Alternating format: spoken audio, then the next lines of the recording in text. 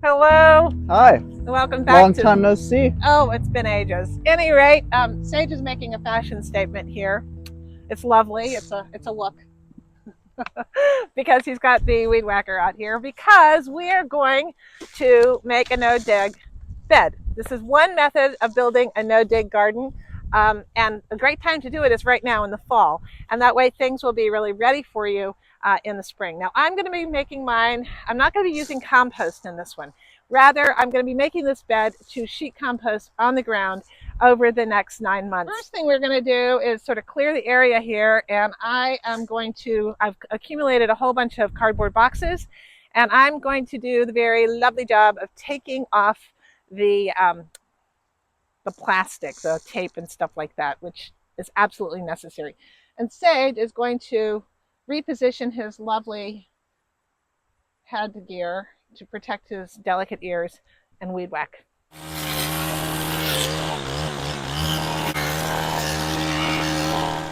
So it's worth your while to accumulate the cardboard ahead of time, but it's also really important to take the plastic off.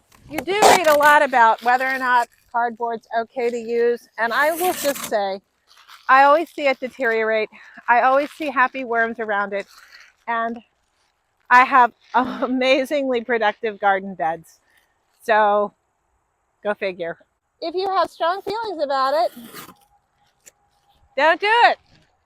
So the actual area that we're going to build this in is coming off of this bed that I built in the springtime. And you can see I had potatoes in here, and I apparently still had a potato in there from there. And there's pumpkins now. So we have weed whacked, not we, that's the royal we, Sage weed whacked. And I'm actually going to leave all of the material that was cut, the grassy material, I'm going to leave that on the ground because that will also be fodder to improve the soil quality.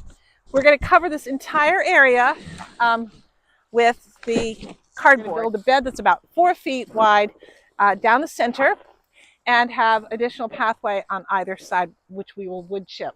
That way we'll have a nice finished look to this end of the garden.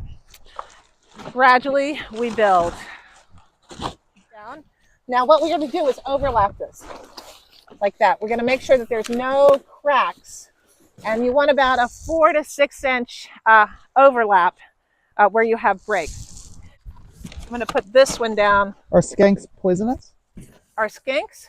Yeah, No, skinks are not poisonous, to my knowledge. Did you get a skink? Aww. It's a good thing Octavia didn't see him, because they'd be dead. beautiful. Look at that color. They're bluish. We got some great freebie boxes from Lowe's. So this is our work for the day. We have put down cardboard. It may blow away as this breeze comes in. But tonight the rain is going to come, and tomorrow we'll give it a good soaking in. And then we will come out and we'll show you how to create this no-dig bed with a border. Oh, it's day 2. It's 2 days later than when we put down the cardboard. And the good news is we had a lot of rain. We had over 2 inches of rain, which we just, yeah, on the rain gauge. So that's really good because we needed it. A, and B, the great thing is that it helped to soften out that cardboard, and that will help the process. So now we're back to building this no-dig bed, and it's going to take us probably about 40 minutes total with the help of a tractor. But let me show you what we've got and how we're going to do this. We're going to layer this bed with wood chips, and the wood chips I'm going to infuse with blood meal, which is high nitrogen. And then I'm going to wash that in with fish emulsion, which is also nitrogen. So we're going to, these wood chips are already about, I guess they were dropped probably last January or February. So they are well into the aging process. But I wouldn't want to build a bed just with them. I want to get that process jump started with the fish emulsion and blood meal. So that's going to be a layer of wood chips about like this. And then we're going to put on some alfalfa and some hay, and just layer it on up, and it will be very plantable by next spring. It's called So if you didn't want to buy blood meal and stuff, could you just sacrifice a goat over it? I guess you could sacrifice. And it would have the same effect? I would have a harder time sacrificing a goat. But I Okay. know it is weird to use blood meal, but it is actually in a lot of organic fertilizers. It's organic. Sure. All right, Sage is going to drop this compost on up here.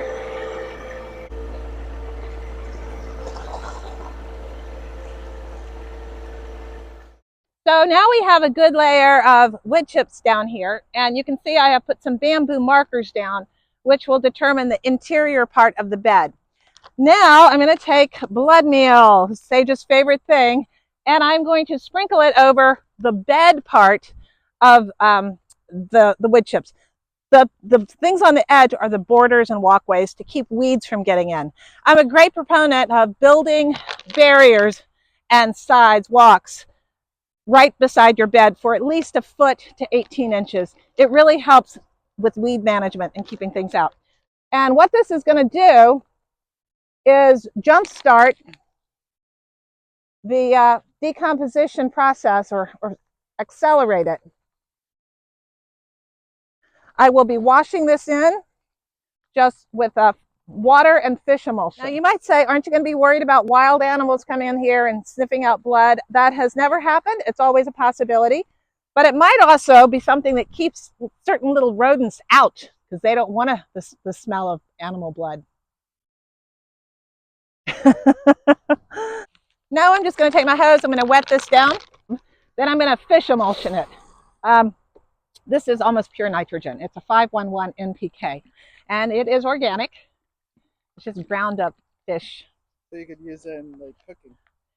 Well, I wouldn't. My sister's dog once drank some out of a bowl, which I thought was rather disgusting. So this is a concentrate, and I'm going to put about 2 to 3 tablespoons into this gallon and a half.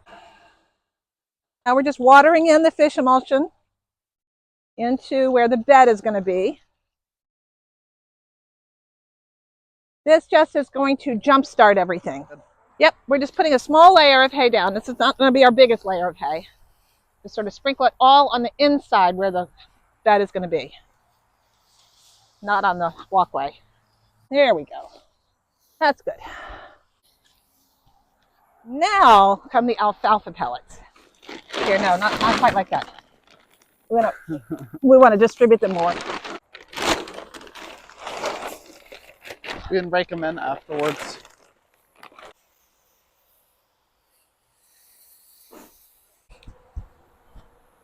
The alfalfa is going to help compost the hay, and it's got a lot of nitrogen in it, and just like I put some in the compost to help with the hot composting, this is going to help this hay decompose.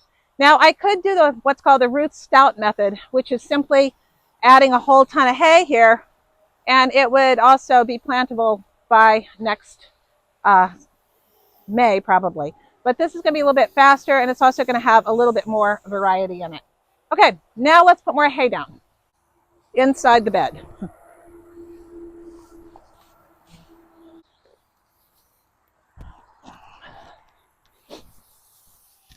This will really compost down. You'll be amazed at it, at how fast it goes. Okay, let's open up one more bag of this here pellets.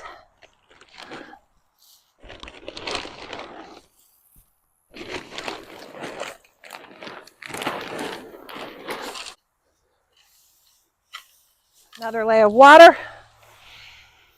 Now, just go ahead and stick another big heap of hay on top.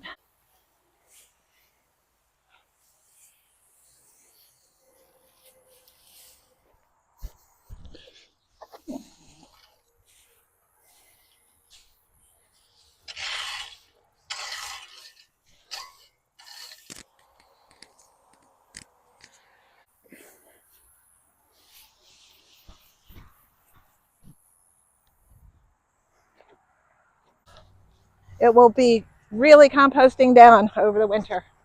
Okay, here's our pile. This pile is about 12 feet long, and it'll connect up with the one here that's 4 feet long.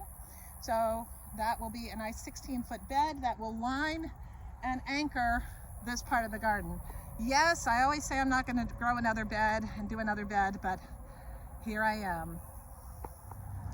A little bit sweaty and worse for the wear, but we got this done. I'd say it took about 40 minutes total, maybe an hour. That's one way to make a no-dig bed using a lasagna method, sort of a hybrid of the Back to Eden, the Ruth Stout, and lasagna gardening. And you've done this method for most of your garden. I have done a variation, this method or a variation of it, just depending. And I have a lot of videos up on my no-dig playlist where you can see how I've done some of these gardens. Anyway, thank you so much for watching. Take care. Bye. Subscribe. Do that. Next time we'll have to compare goat sacrifice to the blood meal. There will be no goat sacrifice. There's going to be no goat sacrifice. I'm going to put down no goats have been sacrificed on this property. Sacrifice? Bull sacrifice I could consider, but it's going to take a lot of bulls.